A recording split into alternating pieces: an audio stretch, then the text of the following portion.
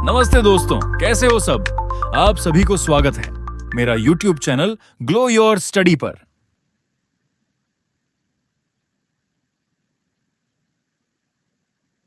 हाँ जी, audio video clear है भाई। ये अनअकैडमी प्लस के कुछ फीचर्स हैं भाई, तो आप सब्जेक्ट वाइज प्रैक्टिस कर सकते हो। प्रीवियस क्वेश्चन है, टेस्ट सीरीज है, रेजर हैंड फीचर है। ठीक है, बहुत बढ़िया फीचर है। अपना डाउट की फोटो खींच के भेजो, आपको वीडियो सोल्यूशन मिल जाएगा।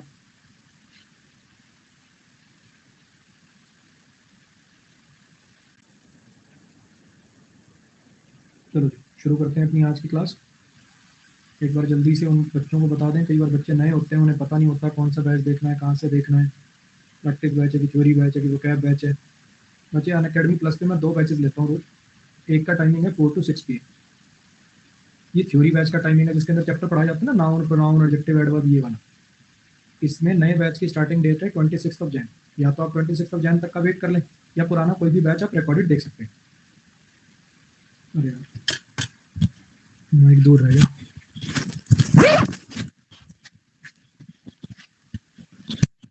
एक सेकंड भाई।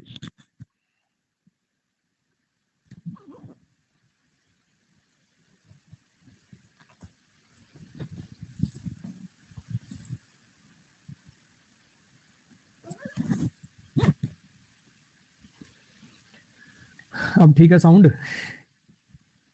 चलो, तो 4 to 6 PM के अंदर मेरा थ्योरी का बैच आता है।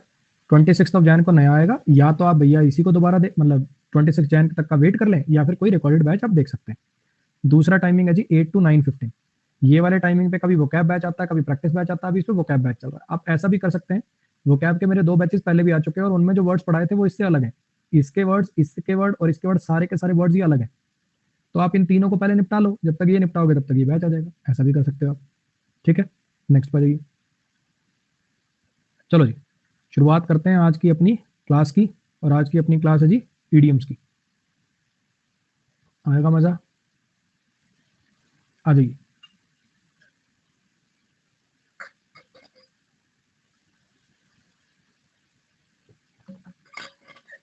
Drag one's feet, drag one's feet, अपने अपने पैर को ड्रैग करना। देखा, कई बार आपका कहीं जाने का मन नहीं करता, मान लो आपका कहीं जाने का मन नहीं करता, तो ऐसे जैसे लंगड़ा से कहीं चल रहे होते, बस घिसट रहे हैं एक टाइप से, बस घिसट रहे हैं वैसे। जैसे अभी बालक है, मम्मी कह रही वो बहुत देर होगी, वो बहुत खेल लिया, चल भैया चल, है ना। अब ये चलने को तैयार नहीं।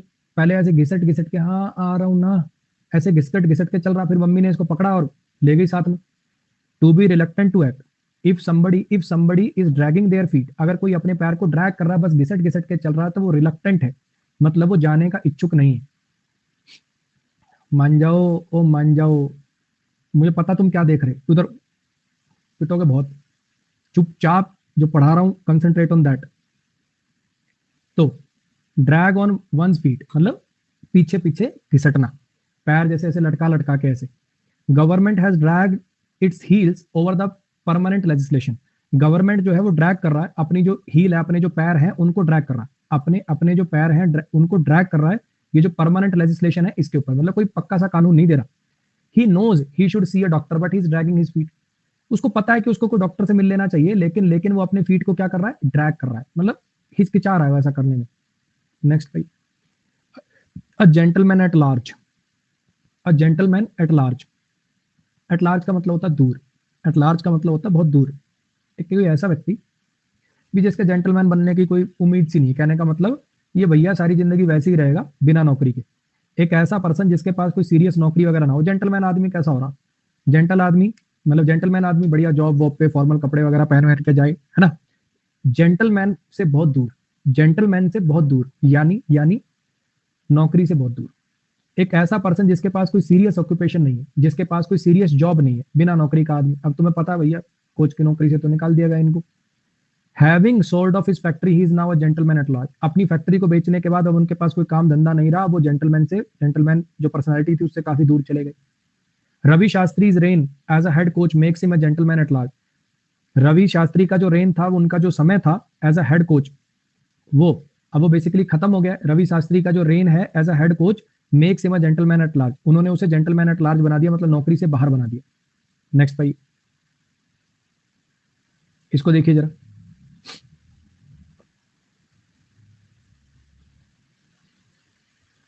A little bird told me, a little bird told me.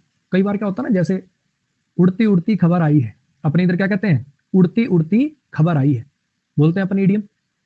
तो इसका मतलब क्या होता है, बेसिकली कहीं से हमने सुना है।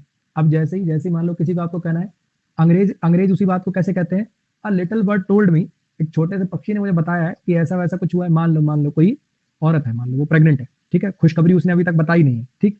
तो अब पड़ोस वड़ोस से कहीं से पता चल गया, तो आप क्या कह रहे हो, एक छोटे पक्षी ने मुझे बताया कि कोई खुशखबरी आने वाली, इस टाइप से। तो ये वाला, to keep the identity of the informant secret, किसी जिसने आपको बताया, ऑब्वियसली अब वो सही में चिड़िया थोड़ी बता के गई है। अब लिटिल बर्ड टोल्ड मी का मतलब होता है जब आप आइडेंटिटी नहीं बताना चाहते किसने बताया, लेकिन आप वो बात करना चाहते हो कि उसने बोला है, ठीक। How did you know it was my birthday, a little bird told me. अच्छा, तुम्हें कैसे पता चला मेरा बर्थडे, एक लिटिल बर्ड ने बताया भैया मुझे, आप बता नहीं रहे उसके बारे में। I would like to believe that little bird, bird ही कर लो, बर्ड कर लो, little bird told you about my secret but I know exactly who it was who let you in on it. मैं मानना तो चाहता हूँ कि किसी सही में चिड़िया ने बताया तुझे, लेकिन मुझे बढ़िया से पता है, मुझे बढ़िया से पता है तुझे ये खबर किसने दी है। नेक्स्ट पर जाइए। होता है ना कई बार हम, मतलब किसी के साथ रिलेशनशिप में होती हैं, खास करके लड़कियां, मतलब वो बताना नहीं चाह रही होती कि हाँ भैया मामला सेट है, लेकिन फिर भी उनकी सहेली से बात लीक हो जाती है लड़कों के अंदर, फिर वो लड़के कॉलेज में उसको उसके नाम से चिढ़ाने लग जाते हैं, फिर वो कहते कहाँ से पता चला, लिटिल बर्ड टोल्ड मी। कौन था वो लिटिल बर्ड, उसकी चुगलखोर सहेली, उसकी roommate. Let you on it का मतलब किसी को कोई बात बता देना, late somebody in on something मतलब उसको शामिल कर लेना, किसी चीज के अंदर शामिल कर लेना, मतलब उसको कुछ बता देना। इस पे आइए, अ lot on your plate, a lot on your plate. अब मान लो, इसको ऐसे इमेजिन करो, मान लो तुम्हारे सामने खाना पड़ा बहुत सारा, है ना, मतलब जितना तुम हैंडल कर पाओ उससे ज्यादा, जितना तुम हैंडल कर पाओ उससे ज्यादा, मतलब जितना तुम मैनेज कर सकते हो उससे बाहर हो जाना। तो a lot on your plate का मतलब क्या है, to have something usually large amount of important work to deal with. जब अब जैसे बोलते नहीं है, जैसे फॉर एग्जाम्पल मम्मियों को कहता है मम्मी खाना बना दो, मम्मी कपड़े धो रही, मेरे दो ही हाथ हैं भैया, मेरे तो दो ही हाथ हैं, मतलब आउट ऑफ कंट्रोल हो जाना, इतना ज्यादा काम हो जाना जिसे आप मैनेज ना कर पाओ। अब जैसे ये भैया इसने नौकरी ज्वाइन करी थी, इसको पहले तो बताया गया था भाई इतना ही काम है, अब ये फोन पे भी लगी हुई है, इसको ये वाले फाइलें भी देखनी है, उसको वो वाले हिसाब भी कैलकुलेट करना है, उसका बिजनेस शेड्यूल भी बनाना है, सारी चीजें। तो ये इसके पास क्या हो गया, a lot on her plate आ गया, मतलब इसके पास जितना ये कर सकती थी काम उससे ज्यादा काम इकट्ठा हो गया। She has got a lot on her plate specially with the 2 new project starting this week. भैया उसके बहुत ज्यादा आ गया प्लेट के अंदर, मतलब जितना मैनेज कर सकती है उससे बहुत ज्यादा काम आ गया, खास करके जब से इसने ये जो नए दो प्रोजेक्ट जब से लॉन्च हुए तब से।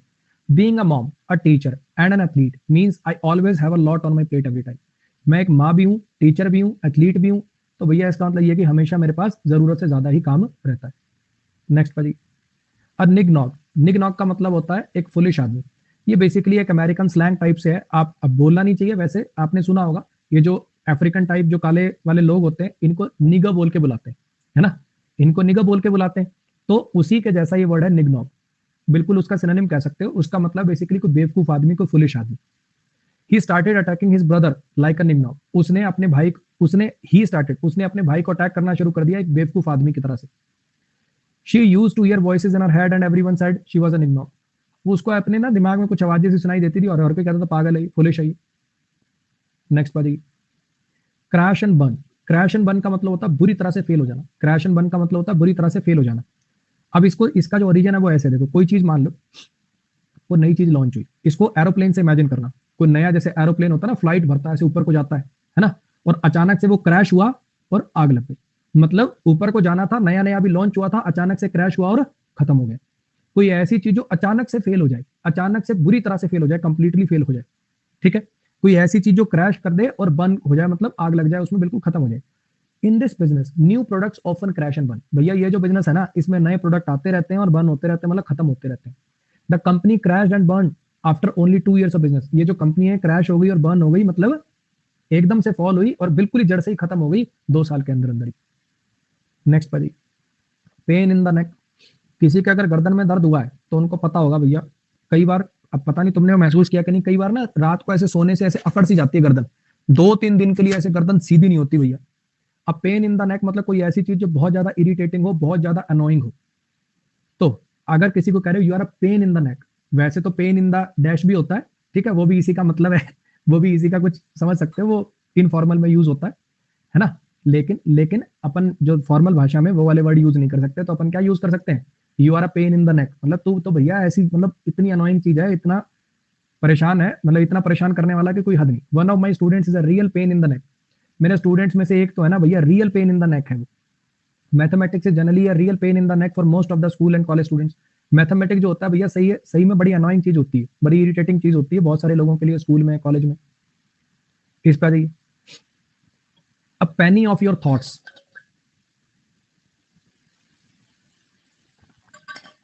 पेनी क्या होता है, छोटा अमाउंट, है ना। पेनी का मतलब क्या होता है, छोटा amount.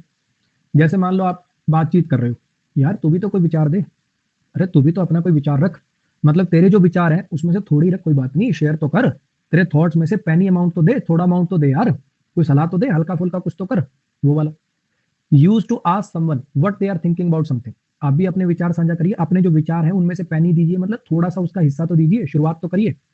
You haven't said much, तुमने कुछ ज्यादा बोला ही नहीं यार। A penny of your thoughts, दो ना यार। A penny of your thoughts, oh I am thinking about what I want to do over the weekend. A penny of your thoughts, उसने कहा, मतलब किसी, ये दो अलग अलग आदमी बोल रहे हैं, देखो ये वाला किसी और ने बोला है, ये वाला किसी और ने बोला है, ऐसे ये वाला किसी और ने बोला है और ये वाला किसी और ने बोला है। अब एक बंदे ने कहा पेनी ऑफ योर थॉट्स। पेनी मतलब होता है बच्चे, जैसे उसने होता ना बेसिकली पैसा, छोटा अमाउंट, ऐसे पेनी वहां पे अंग्रेजों के जैसे वो चलता ना, उसमें पेनी बड़ा छोटा अमाउंट होता है, पॉइंट टाइप का, ठीक है, चिल्लर टाइप का, खुले पैसे। तो अगर विचारों की पेनी मांग रहे हो, मतलब विचारों का थोड़ा हिस्सा तो शेयर कर, कुछ तो बोल यार। उसने कहा पेनी ऑफ योर थॉट्स, अब कुछ बोल। तो उसने कहा अरे मैं तो ये सोच रहा हूँ कि भैया वीकेंड पे क्या करेंगे।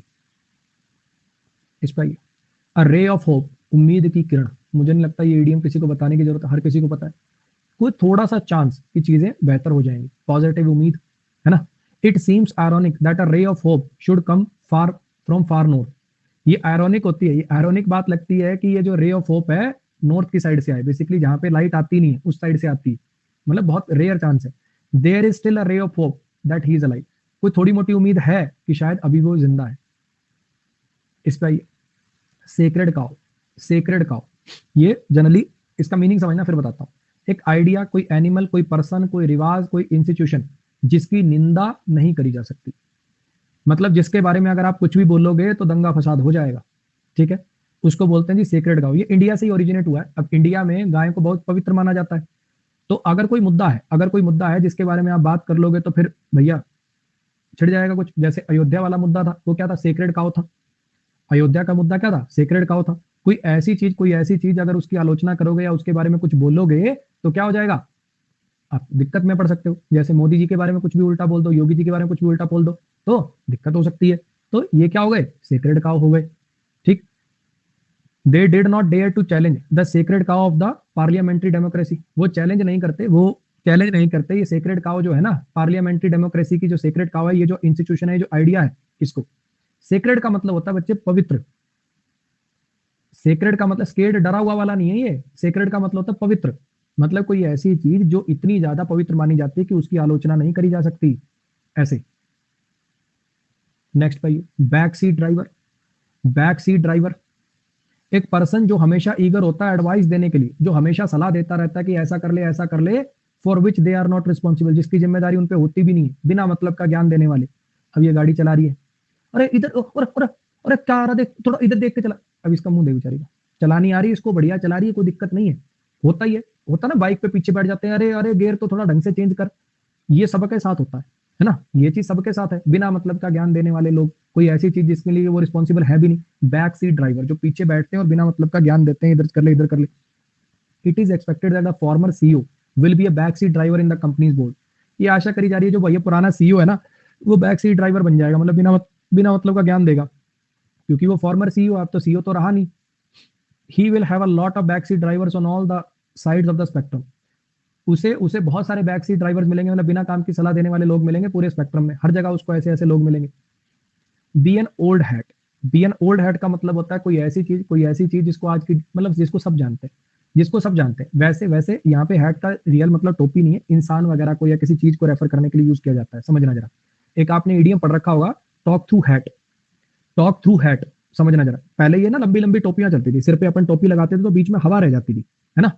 तो अगर कोई टोपी से बात कर रहा है, मतलब वो जो खाली एरिया है वो दिमाग का यूज क्यों नहीं कर रहा है, हैट में से बोल रहा है क्या तू, बेवकूफाना बात करना। टॉक थ्रू हैट का मतलब रियलिस्टिक बात ना करना।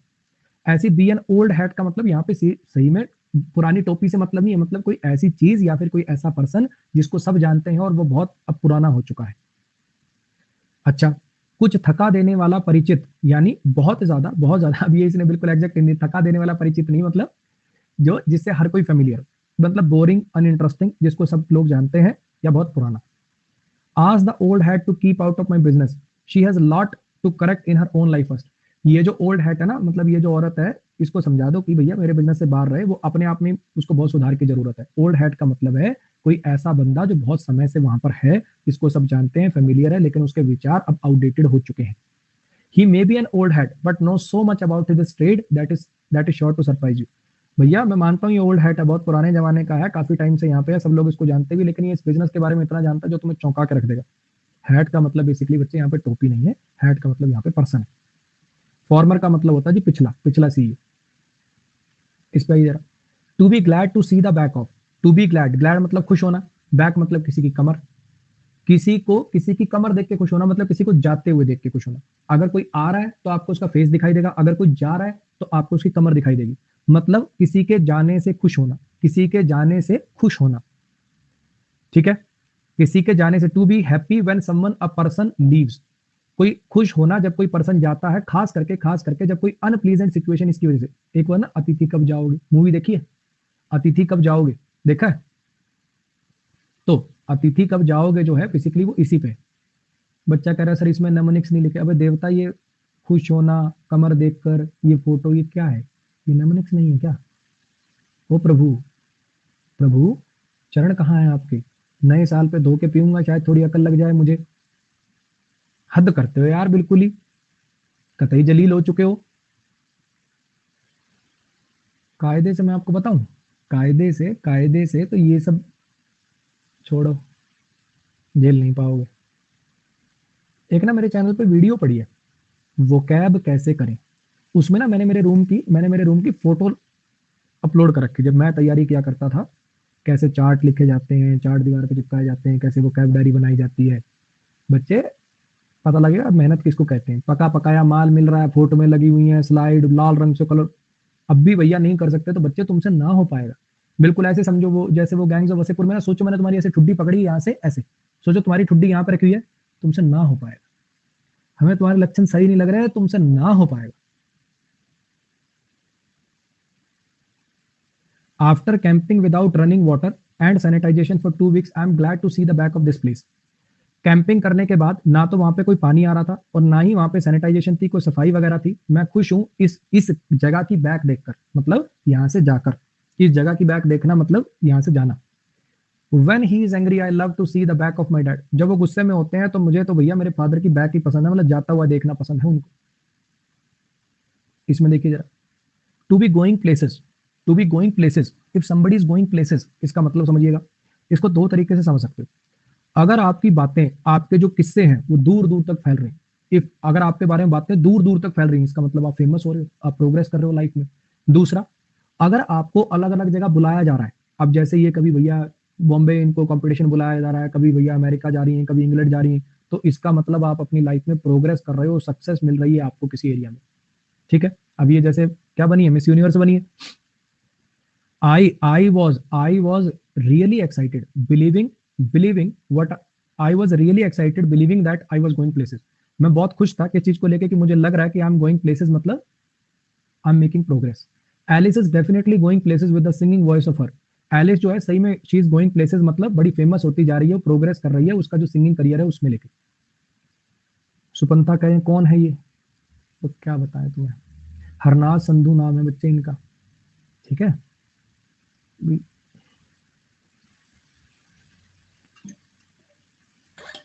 कोई बात नहीं, हो जाता है कई बार।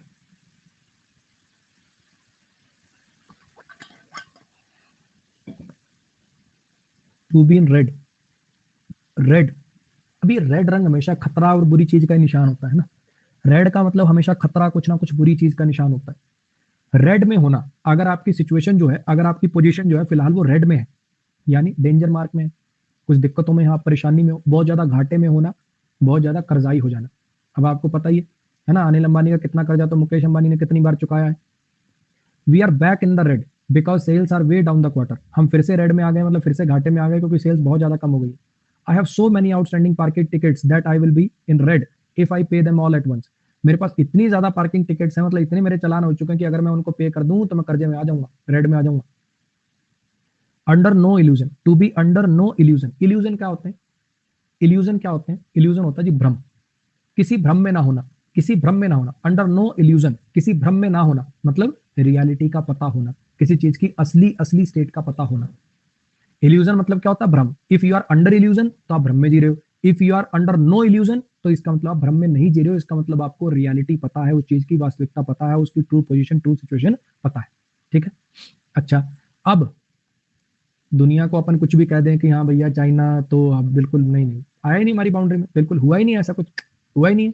लेकिन असली सिचुएशन तो पता है ना, इनको तो कम से कम पता है कि कहाँ पे कितनी चाइना ने कितनी अपनी बाउंड्री ऑक्यूपाई कर ली।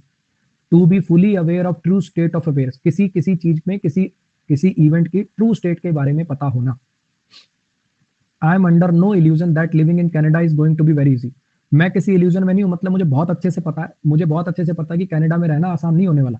मेरे को ये भ्रम नहीं है कि कनाडा में रहूंगा तो बड़ा आसान वहां पे जिंदगी निकलेगी। The student was under no illusion on how how he would score this time. Student किसी इल्यूजन में नहीं था, मतलब उसको रियलिटी पता लग गई थी वो कैसे वो स्कोर करेगा। एक ये जो बच्चा बार बार पूछ रहा है, बच्चे 26 जैन को नया बैच आएगा, पहली क्लास के पहले सेंटेंस से शुरू करिएगा। मेरे ये ऊपर लिंक मैंने दे रखा, प्रोफाइल पे जाइएगा। 26 को नया बैच चालू होगा, 26 जैन को।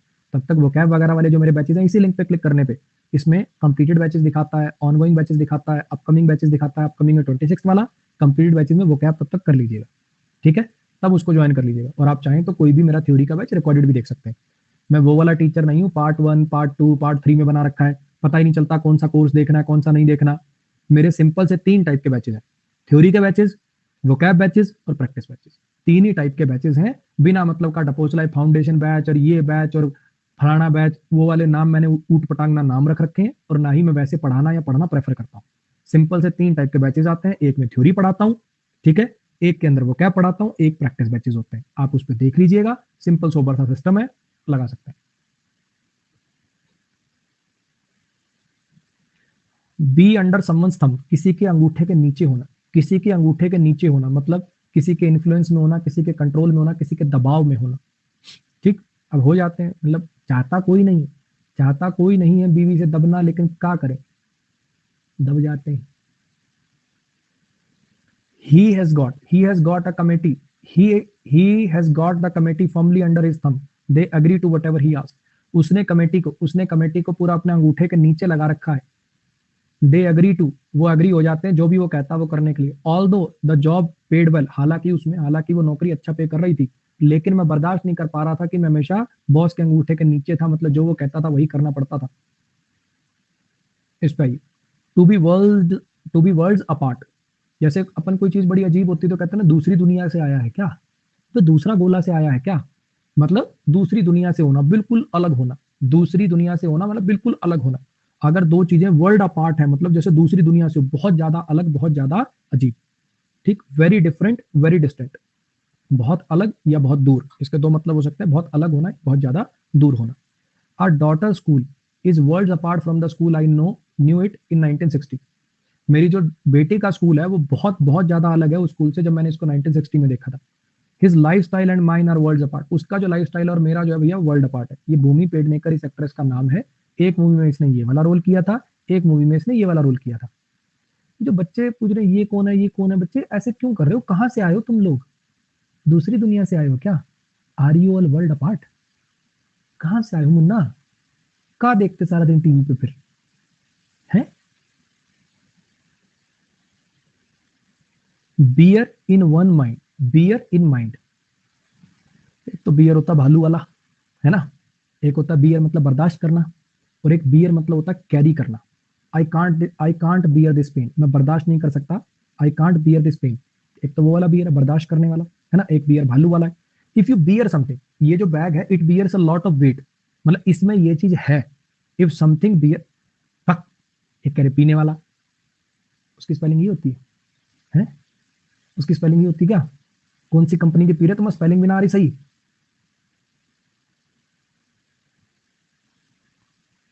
चलो, जो इस ईडियम में बियर का मतलब हुआ है, उसका बच्चे मतलब है कैरी करना। अगर कोई चीज किसी चीज को बियर कर रही है तो इसका मतलब वो चीज उसको कैरी कर रही है, वो चीज उसको कैरी कर रही है। इफ यू, अगर मैं कहूं कि bear bear it in your mind, मतलब अपने दिमाग में इसको कैरी करके रखना, अपने दिमाग में इसको संभाल के रखना। कीप इन माइंड या रिमेंबर, अब इसको कह दिया, ये माथे पे चिपका ले इसको और याद रखियो इसको दिमाग में। Bear in mind that I can talk as fast as you. भैया ये बात दिमाग में रखना कि मैं उतना तेज नहीं बोल सकता जितना तुम बोलते हो, तो मेरे को बार बार पुश मत करना, बराबर बोल बराबर बोल बराबर बोल मेरे। Tourist must bear in mind that they are visitors in another country. Tourist को हमेशा ये बात अपने दिमाग में रखनी चाहिए कि तुम विजिटर हो दूसरी कंट्री में। इस पे beer the palm, beer the palm, यहाँ पे बियर का बेसिकली मतलब है जैसे कैरी करना, कैरी करना। बियर का मतलब क्या, कैरी करना, पाम कैरी करना, हथेली कैरी करना, मतलब हथेली कैरी करना मतलब अगर आपको इलेक्शन वगैरह के रिजल्ट को सुन के बाहर आए और आप हथेली दिखा रहे हो ऐसे, ये जनरली सिंबल होता है ना ऐसे, ये कौन सा ये वाला, इसमें आप अपनी हथेली शो करते हो, अपनी पाम शो करते हो। तो बियर द पाम का मतलब होता है basically victory symbol. Bear the palm, अपनी हथेली दिखाना यानी विक्ट्री सिंबल दिखाना। I heard that you might bear the palm at science fair, congratulation, it would be a well deserve victory. मैंने सुना है कि शायद you will bear the palm मतलब तुम हथेली दिखाओगे यानी तुम जीत जाओगे, तो कंग्रेचुलेशन है आपको, ये वेल डिजर्व विक्ट्री होगी। As he was practicing day and night, he may bear the palm in tomorrow's race. क्योंकि वो दिन रात प्रैक्टिस कर रहा था, शायद वो बियर करेगा पाम को अगले दिन की रेस में, यानी जीत जाएगा उसको। Catch a tartar, catch a tartar, इस इडियम का मतलब देखिए। टाटर जो है ना बेसिकली, इस वर्ड का मतलब होता है, जब आप टाटर को डिक्शनरी में या गूगल पर टाइप करेंगे तो आपको मिलेगा। टाटर का मतलब होता है जो एशिया में रहने वाले, जैसे अपना पहले आप देखते हैं ना भी एशिया को उतना डेवलप नहीं माना जाता था, एशिया के ट्राइबल एरिया के अंदर जो बड़े हट्टे कट्टे घुड़सवार टाइप के जो उस टाइप के बंदे होते हैं ना, they are known as Tartar. जो किसी ट्राइब के, यू कैन से, जिसको बोल सकते हैं ना अपन, अरे यू कैन मतलब लटो, वो अपने लुटेरे टाइप के जो होते हैं बेसिकली, जो दूसरे ट्राइब्स पर या पर उनको हमला वगैरह करते हैं, है ना, और उनको छीना झपटी कर लेते हैं, इस टाइप के जो दूसरों को, हाँ एकदम सही करे, जैसे मंगोलिया, मंगोलिया से वो आते थे ना लुटेरे, मंगोलिया से जैसे लुटेरे आते थे, बिल्कुल वही, they are known as Tartar, they are known as Tartar. उनको आप देखोगे, टाटर टाइप करोगे तो आपको मिलेगा कि भी घोड़े वोड़े पे बैठे हैं भैया, कवच वच पहन के, उस टाइप की। कैच का मतलब यहाँ पे पकड़ना नहीं है। If you catch something, catch, if you catch something, एक तो कैच का मतलब होता है पकड़ना, और एक कैच, कैच का मतलब होता है किसी से मिलना भी, किसी से अचानक मिल जाना। कैच या टाटर का बेसिकली मतलब है किसी से अचानक मिल जाना। आप किससे मिल गए, तुम रोड पे चल रहे हो और अचानक से, वैसे ये जंगेज खान के लिए बहुत यूज होता है। अब टाटर आप टाइप करोगे ना अगर गूगल पे और इमेज वगैरह देखोगे, जंगेज खान की बहुत इमेज आएगी उसके अंदर।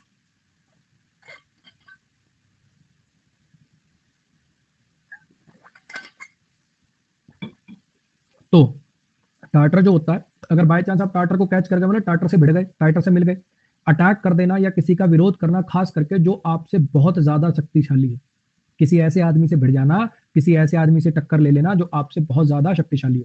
She finally agreed to meet you, you just might find that you have caught a tartar.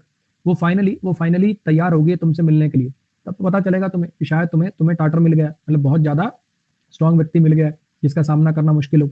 It looks like we have caught a Tartar when we tried to muscle their store out of area. मान लो आपने एक दुकान खोली, ठीक है, अच्छा दूसरा स्टोर जो है आप उसको, उसके काम को छीनना चाहते थे, मतलब अपने स्टोर को इतना फेमस करके उसको निकालना चाह रहे थे। तो अब भैया 1 साल हो गया, 2 साल हो गया, अब तुम्हें एहसास हो रहा है कि भैया शायद हमारा टाटर से सामना हो गया, शायद हमारा टाटर से सामना हो गया। हमने एहसास किया, ऐसा लग रहा है कि हमने टाटर से सामना हो गया हमारा, जब ने हमने कोशिश करी, मसल का मतलब यहाँ पे बेसिकली पावर लगा के उनके स्टोर को बाहर निकालने की, क्योंकि भैया उनका पहले से होल्ड हो जा रहा था। बिल्कुल एकदम सही है। सीआई क्या करा है, मोदी वर्सेस ममता में क्या हुआ, मोदी जी का टाटर से सामना हो गया, है ना। Catch the time by forelock, catch the time by forelock, एक नंबर का आइडिया, मस्त। फॉरलॉक का मतलब बच्चे मतलब होता है बहुत पतला सा बाल, हेयर, बाल, बहुत पतला सा बाल। किसी कैच द टाइम, समय को पकड़ लेना बिल्कुल बाल जितनी मार्जिन से, जैसे होता है ना बाल बाल बचना बिल्कुल ठीक सटीक समय पर, तो समय को पकड़ लेना किसी बाल जितने मार्जिन से, यानी किसी अपॉर्चुनिटी को सीज कर लेना, किसी अपॉर्चुनिटी को सीज कर लेना। अब जैसे फॉर एग्जांपल, जैसे बिल्ली का बाल बिल्कुल पतला सा, कैट का बाल बिल्कुल पतला सा, भाई ने एकदम सही अपॉर्चुनिटी पे कैच कर लिया है।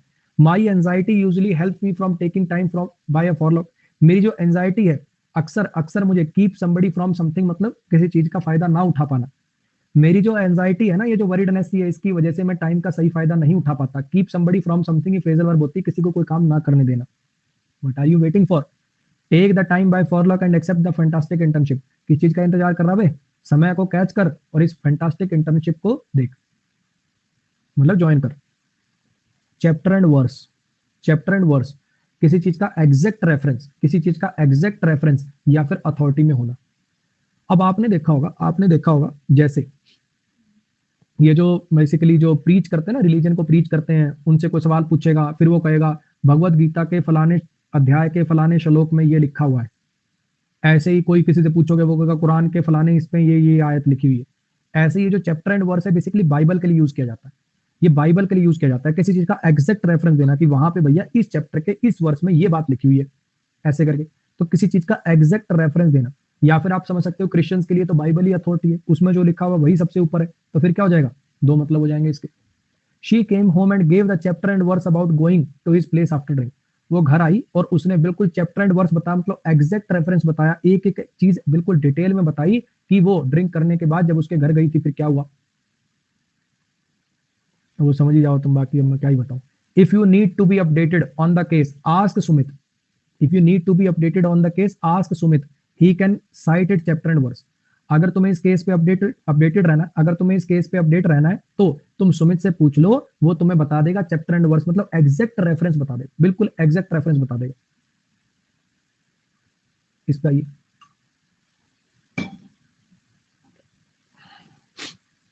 चीक बाय जॉल। चीक क्या होता है? चीक गाल, जॉल क्या होता है? ये वाला जबड़ा। तो जैसे ये दोनों बिल्कुल चिपक के रहते हैं, बिल्कुल साथ रहते हैं, एक दूसरे से बहुत मिलकर रहना, साथ साथ रहना।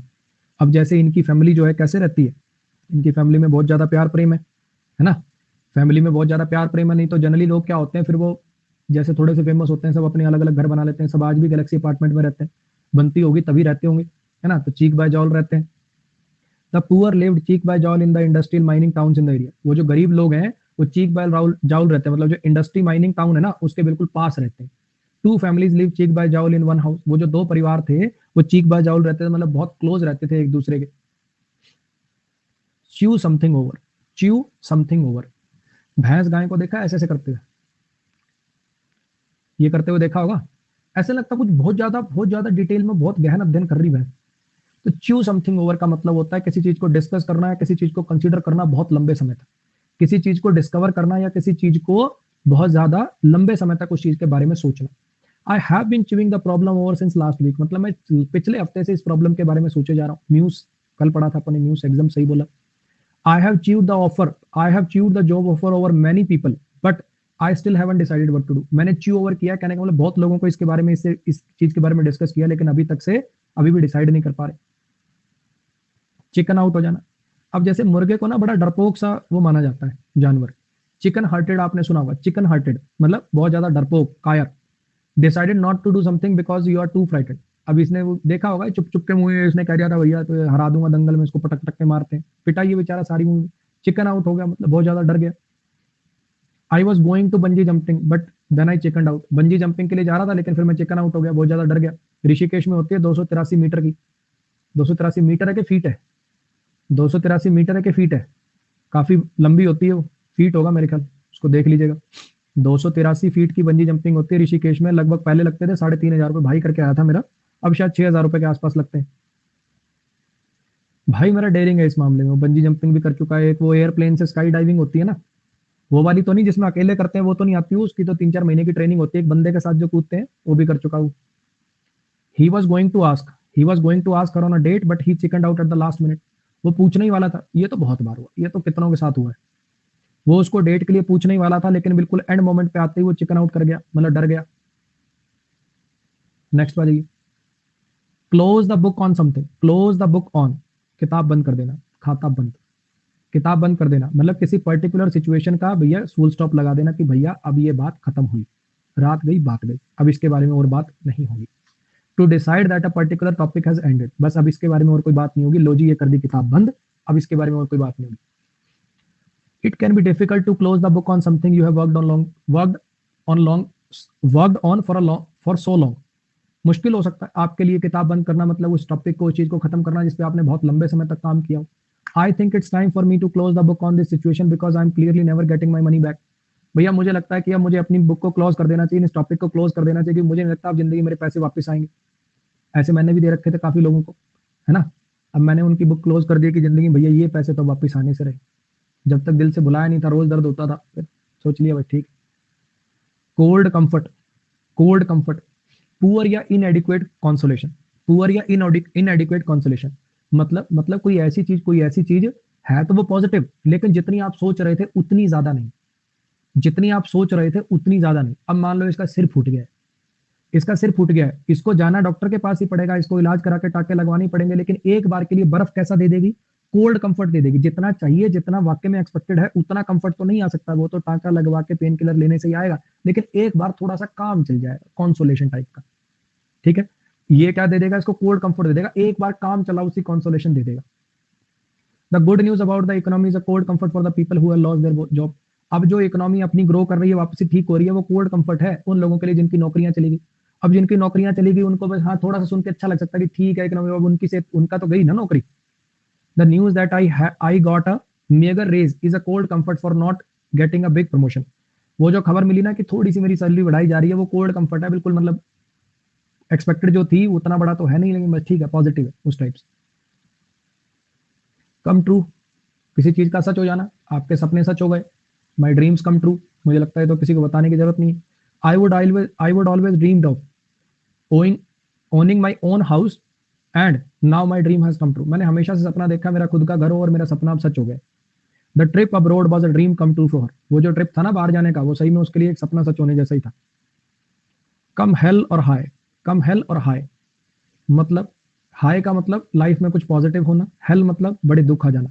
चाहे दुख आ जाए, चाहे सुख आ जाए, मैं तेरा साथ कभी नहीं छोड़ूंगा, चाहे कोई डिफिकल्टी आ जाए। थ्रू थिक एंड थिन का भी मतलब यही होता है ना।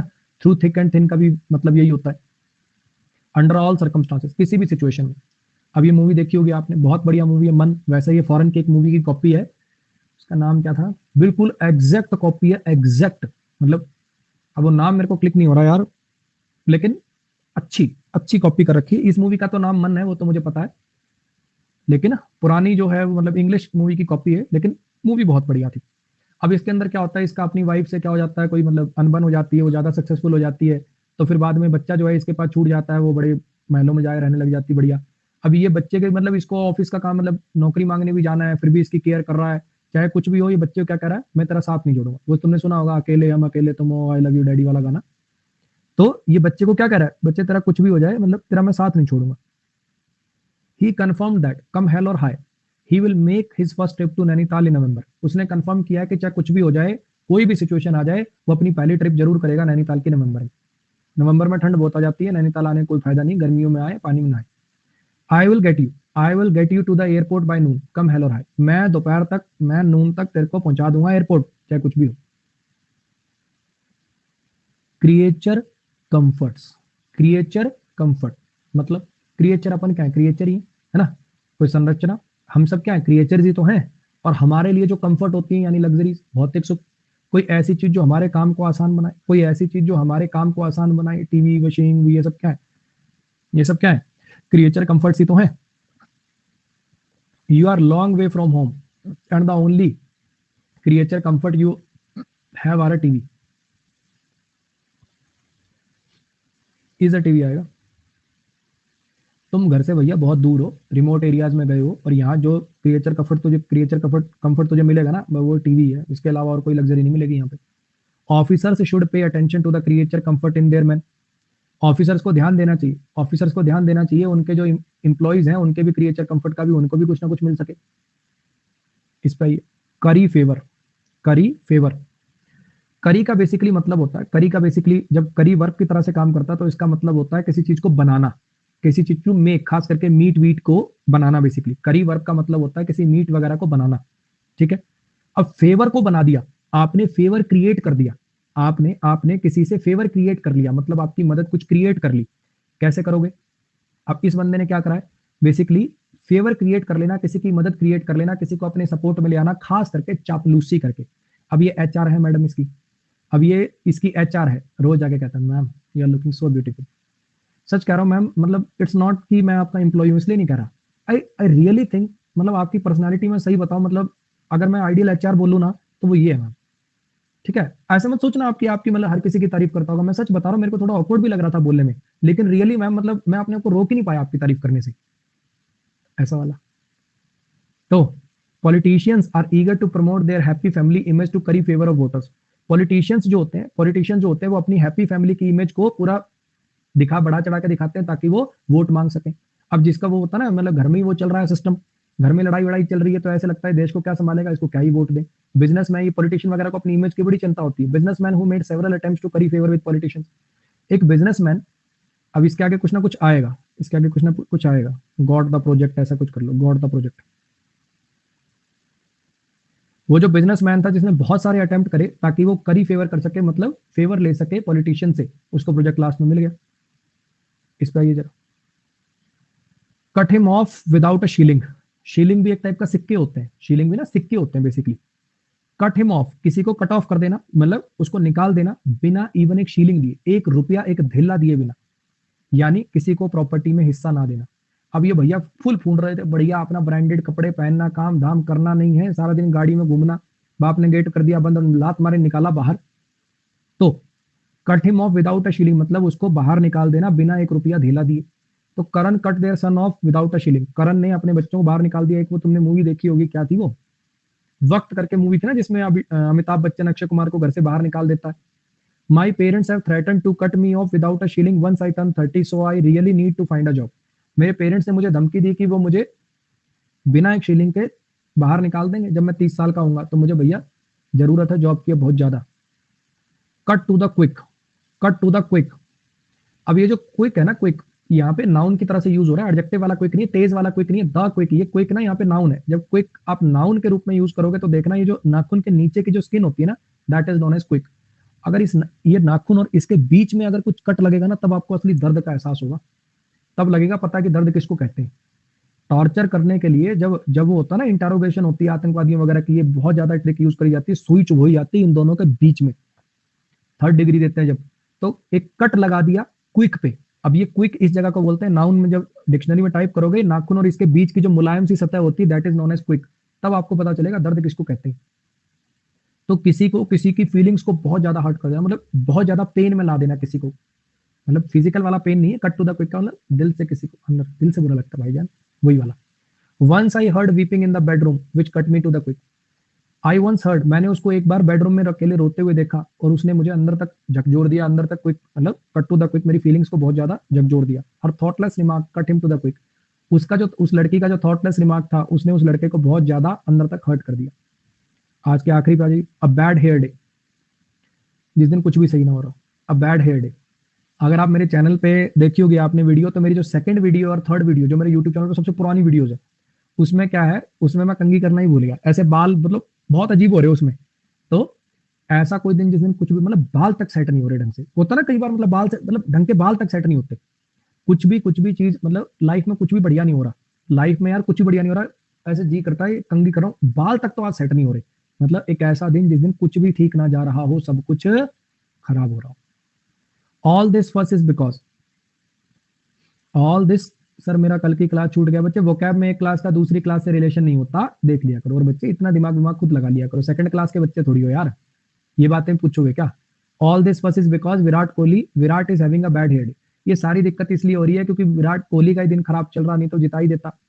What have I done to upset Mohini, nothing, she is just having a bad head. मैंने क्या कर दिया यार मोहिनी को गुस्सा दिलाने वाला, अरे कुछ नहीं, उसका दिन ही खराब है, वैसी चिड़ी घूम रही आज। चलो अब थोड़ा रुक जाना।